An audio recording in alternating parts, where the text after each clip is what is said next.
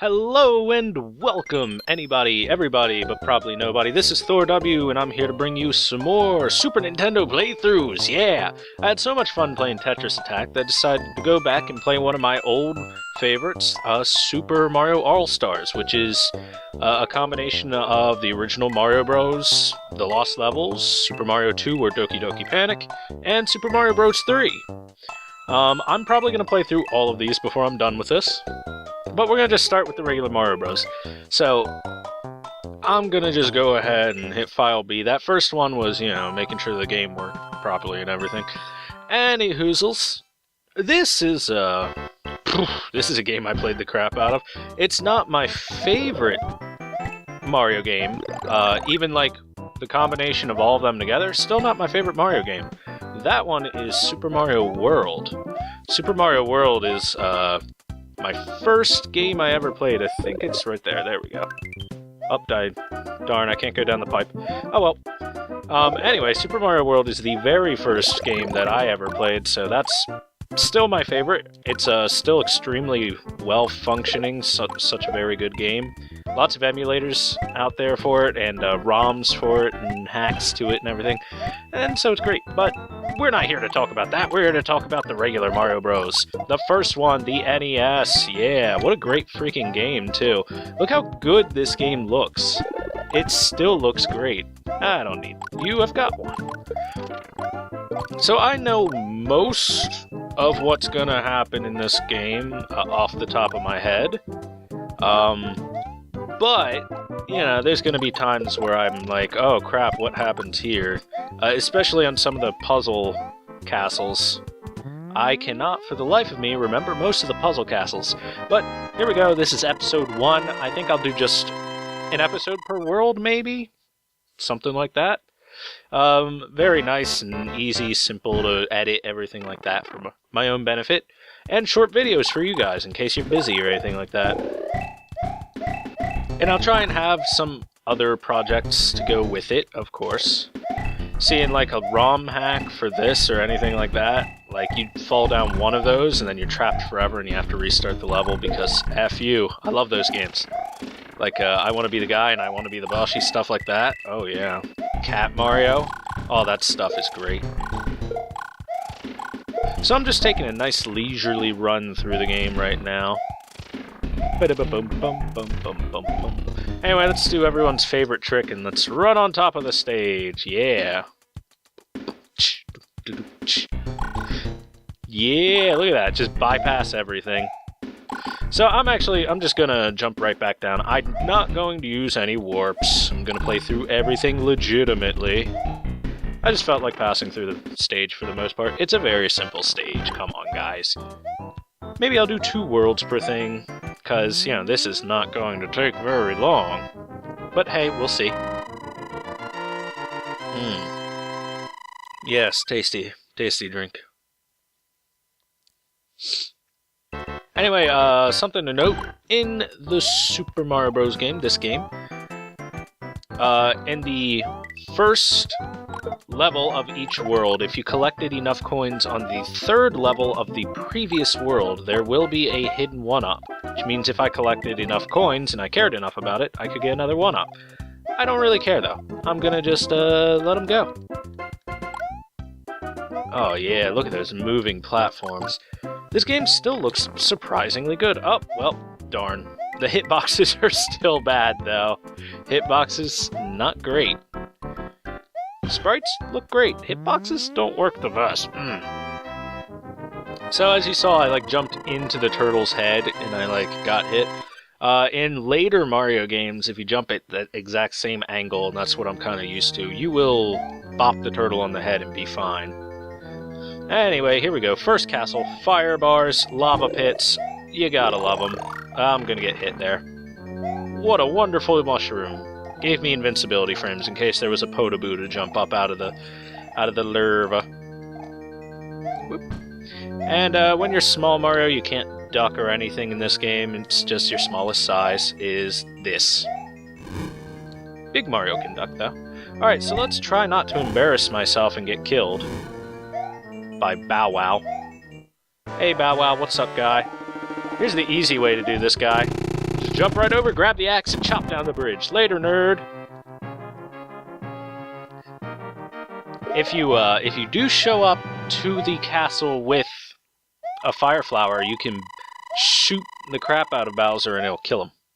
Our princess is in another castle, though, so we're gonna have to keep going. You know what? I think I'll do at least a 10-minute episode, or longer if it takes longer to finish a world. So, we got time for another world. Because, you know, this has only been like, what, 5 minutes? Something like that? That's not too long. Click! Boop, boop, boop, boop, boop. There we go. That's what I wanted. Very important to keep the fire flower in this game, because it is the almighty power-up. There is no better power-up in it. In fact, it is the only power-up other than the mushroom, if you want to count that as much of a power-up. Oh no! Aww. Damn. Boop, boop, boop. So, one of the reasons why I really like sprites, I mean, just look at this game. It still looks really good. Whereas if you looked at, like, an old... Oh! That was a mistake. Hey, first death! Cheers. Anyway, if you go look at, like, an old PS1 game, like, go ahead, guys, pause the video, go look at some footage for, like, one of the launch titles for the PlayStation 1 or the N64 or something like that. Those games look like crap, man! Like, the very first 3D polygon drawing stuff looked awful. It looked so bad. So, that's one of the reasons why I personally really like sprites. Sprites will always look as good as they look. They're never gonna look worse. They're never, like... Well, I guess slight differences, being that... Oh, the timing for this is weird. You have to hit jump at the very bottom of that, it springs you up high, otherwise you don't go anywhere. Anyway, as I was saying, there's minor differences in the sprites, but most of that is hardware limitations of the NES. Whereas if you look at early PS1 games to late PS1 games, there's a vast difference between them. Whereas early NES games and later NES games, relatively similar, for the ones that use sprites. So, here's our first underwater stage. Something to note about the underwater stages, bloopers, first of all. Anytime there is a hole, there is a big water current that will try to pull your ass down. Like, it will try to drown you really hard, and I don't think I can hop on the heads of even the bloopers. I don't remember. I want to test. Nope. Okay. I took a hit to test. No, you cannot hit anything while underwater unless you have a fire flower. Anyway, look at that. Look how fast I just dropped. And the erratic movement of myself. That's because hidden water currents, because screw you guys. Which is actually pretty impressive that they could get that into a 1985 NES game, you know?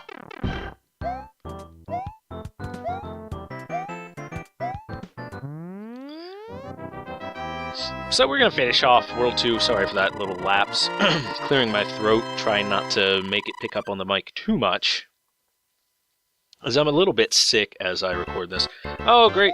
I forgot Flying Cheap Cheeps. These stages are my most hated ones in this game, is the Flying Cheap Cheep stages. They get worse later in the game, too. But the background looks real nice. Oh. Okay, we'll just let traffic go by before we jump through. This gets way worse in the Lost Levels version of this game, which is the same game, just harder, and not released in the US because they thought it would be too hard for the US, but silly Japanese, I mean, they're like, oh, Americans, not good enough to beat this game. Okay, so I'm gonna do the most racist Japanese accent right now. Oh. Dirty American. They're not good enough to beat game. Don't worry, it's fine. I'm allowed to do so. I know Japanese people online, so I'm basically untouchable by racism. That's how it works. Anyway, those are potaboos, those fireballs. That is the name of them. Yes. later in the Mario series, they get faces and stuff and actual personalities, and they become living things, like in ooh, that was close. Anyway, you can duck slide, yeah. In like a Super Mario RPG, they give them faces and stuff. At least that's one of the games. There's others. Boing. So yeah, they have actual names. The fire bars, I don't think they have an actual name. I think they're just fire bars. Anyway, let's kill Bowser.